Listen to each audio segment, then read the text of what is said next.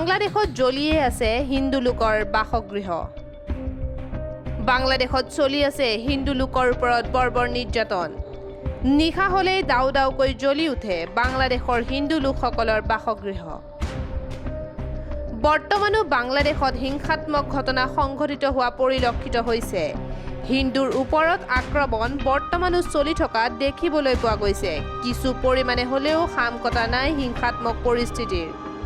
অব্যাহত আছে হিন্দু লোকৰ ওপৰত বৰ্বৰ আক্ৰমণ। শুকুৰবাৰে নিশা জ্বলাই দিলে বহু হিন্দু লোকৰ বাসগৃহ।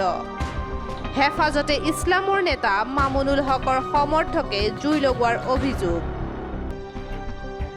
বগৰা জিলাৰ হাটফুলবাৰীত সংঘটিত হৈছে এই হিংসাত্মক ঘটনা। ইয়াৰ পূৰ্বেও কমিলা জিলাত দুৰ্বৃত্তৰ দলে অগ্নিসংযোগ কৰিছিল ৭০-৮০টাকৈ বাসগৃহ। দেশৰ প্ৰধানমন্ত্ৰী নৰেন্দ্ৰ মোদী বাংলাদেশ ভ্ৰমণৰ পিছতে এই ঘটনা সংঘটিত হোৱা দেখা পোৱা গৈছে। মোদীক বিৰোধ কৰিয়েই ইছলাম ধৰ্মৰ লোকসকলে এতিয়াও হিন্দু লোকৰ ওপৰত বৰ্বৰ নিৰ্যাতন চলাই থকা দেখিবলৈ পোৱা গৈছে। News desk report our North east.